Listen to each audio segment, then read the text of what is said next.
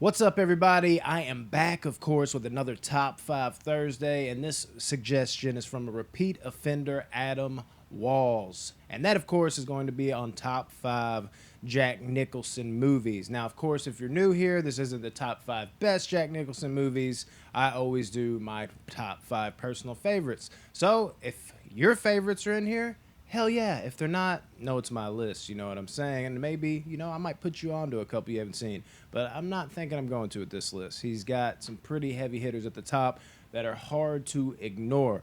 Um, Another thing, forewarning, I'm probably not going to spend as much time on this one because I got to go pick up some roosters. So, yeah, I'm about to grub out. And also, I just had I don't know what happened right there. Like, my inner brother came out right there. I don't know what the fuck that was.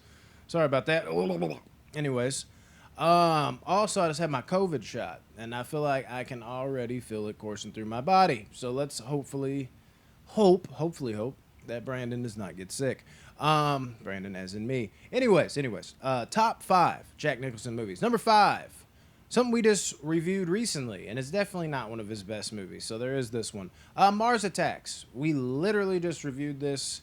I don't need to go too deep into detail. You want to see my full reasonings for why I love it so much. I think it was like a half and half deal. Me and Rodney liked it.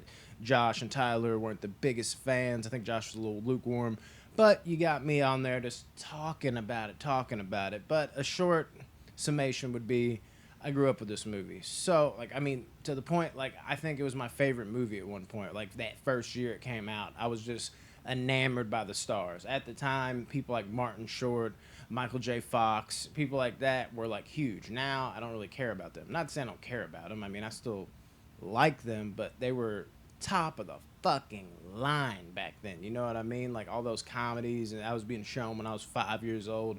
And then you got all this other just mega power. Jack Nicholson, fucking Cruella de Vil, the original Cruella de Vil, Glenn Close, fucking 007's in this movie, Miss Sex and the City's in this movie.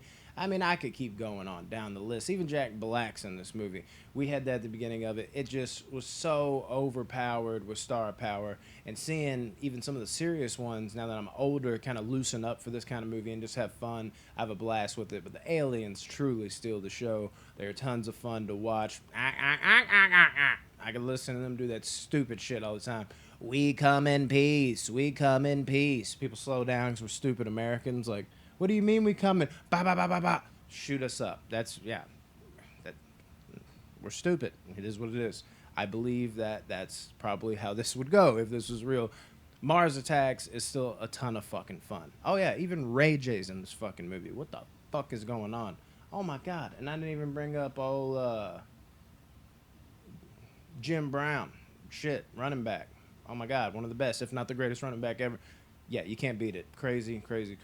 At number 4, we're gonna have to go with As Good as It Gets. Now, this is one that had to grow on me. When I was younger, I was like, I didn't get the humor that Jack Nicholson was putting out. I was like, oh, this is so slow and dull. What is this? Because it is a longer movie, but you get older and you truly appreciate it because Jack Nicholson just gives an amazing performance. Like, his just uncomfortableness when he's in certain situations and his, reflexes to kind of lash out, and his ability, or inability, I should say, to not realize or grasp or cope with the seriousness of a situation. So he just kind of will say shit. I think there's a scene where Helen Hunt's character is talking about her kid or something to that nature. I haven't seen it in a little bit. But he's basically wants her to come to his favorite place to get coffee or eat or whatever. And basically she's in the middle of an emergency. And as she's running away, Jack Nicholson's character is like, so I can still expect you at work? And she's like, no! It's kind of like, how could you even for a second think that was cool? But watching his character kind of build and grow and see that there's something underlying under all that, shit repulsiveness that he kind of spews out at you, there's actually, some genuineness to him. It's just, there's something wrong with the fucking guy. He's broken. He's cuckoo. He's shattered. I don't know really how to explain it, but nobody could have made this character as funny as Jack Nicholson because he is just. I think it's not even that the lines are necessarily funny. It's just funny situations, and he's not over the top with it. he just makes it feel so pure and real, like he really is entrapped in this character, and you're watching someone else on the screen. Because Nicholson seems so charming to be around, and here he is in this character. It's like, good God, get away from me. Yet that charm still leaks through somehow because Jack Nicholson is the man. As good as it gets. Number 4, 3. We're gonna have to go with The Departed. I mean, this one, if none other, just seeing Jack Nicholson as the head of like some fucking mafia type crime type movie, that alone. Okay, moving on. Yeah. Again, the cast, the ballsiness of the movie. There's certain times you're like, they wouldn't go there, would they? They just went there. There's a lot of that going on. And Jack Nicholson, I don't know if I want to say steals the show. I might like Leo the best in the movie, but he really is perfect as like the main baddie in the movie. Tons of fun. Everybody's seen The fucking Departed. It is one of the best movies of its kind. Even Mark Wahlberg, who some people say can't act, I won't go that far, I believe got an Oscar or Oscar nom for that fucking movie. Some type of nomination. I might be losing my mind there. Fact check me. I don't give a shit. Just kidding. I do give a shit because I love y'all's opinions. But let a motherfucker know The Departed is fan-fucking-tastic. It just is. Top 5, Leo DiCaprio. When y'all gonna give me that? Because that also might make the list, but also might not because, good God, dude, the filmography of that guy. But this is about Jack Nicholson, and he killed The Departed, and he's gonna keep killing this list. Moving on to number 2. One Flew Over the Cuckoo's Nest. One of my favorite movies of all time. This one, it's one of those movies, like, I feel like when I'm telling people, like, hey, go watch this movie, and I tell them it's from the 70s, and they're like, dog, they might be a little younger than me, or they might even be my age, maybe even a little older, and they'll be like, I can't watch movies that old. And I used to be stuck up and weird, like, not, I should say stuck up, but y'all are fucking stuck up. But it's that, it's that mentality that, like, oh, man, it doesn't look as good. I like the graphics and the effect, talking like how they talk. And I've been there. I'm not trying to make fun of you. I've been in that boat, and I still suffer from that from time to time. Don't get me wrong. But compared to the average person, I feel like I can go back and watch older films and a person's filmography. I'm more liable to do that.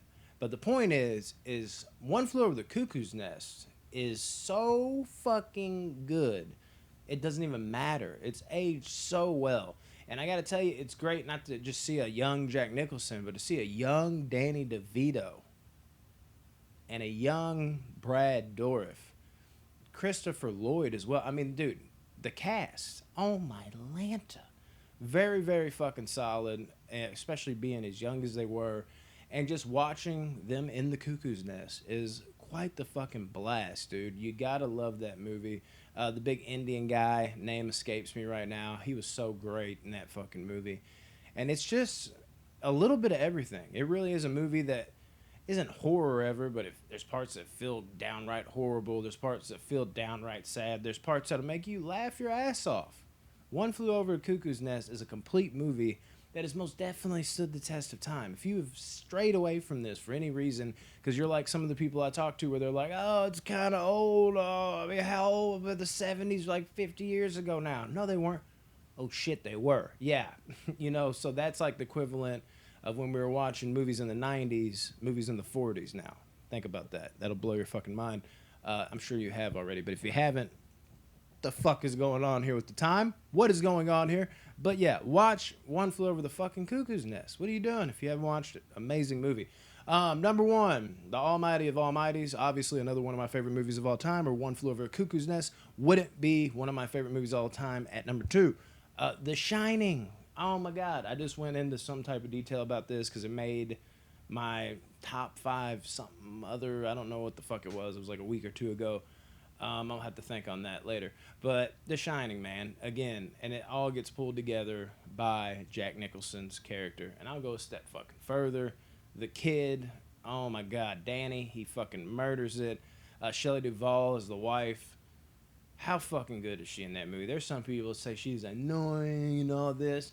But, dude, she's breaking out real emotion. Maybe that's why it's annoying to you, dude, because Kubrick would just torture her on set, from what I hear. I love Kubrick, but damn it, he made sure he got the best out of his actors, to the point sometimes it wasn't acting. Shelley Duvall was a fucking revelation in that fucking movie. But as good as she was, Nicholson, who could have played this baddie the way he fucking did, dude? I mean, that trio, I literally, usually there's like one actor in a movie, I'm like, this person pulled it together and it wouldn't be the same without them. That whole family, you couldn't replace any of them. You couldn't have chose a different child actor. You couldn't have chose a different wife. You couldn't have chose a different husband. They all fill their roles out so perfectly. In a movie where not a lot necessarily happens, but due to their relationships and the fucking intertwining and intermingling of other things that are unforeseen coming into said relationships, and the way they're executed, because the actors are just fucking flawless and they're getting cabin fever going fucking crazy or whatever it is that fucking happened, because there's a million excuses, and not excuses but reasonings for why The Shining is the way it is. It's perfection, dude. Nicholson, slow descent into madness in this movie, not even saying anything. He starts off, and now he was kind of an asshole to begin with, but he's like, hey, and even, he kind of reinvigorates that and recaptures that in scenes where he starts going a little crazy, where Shelley Duvall calls him out about this because she thinks that he just did something to Danny, and he's just like, I did not do that to Danny, because he has marks on him, and he's marching down the hallway like, me touch him? I would never touch the kid. And then he goes over to, Lloyd, the bartender. He's like, hey, Lloyd, hair of the dog that bit me, all that shit. And he's chipper again. But now his chipper is a little psychotic.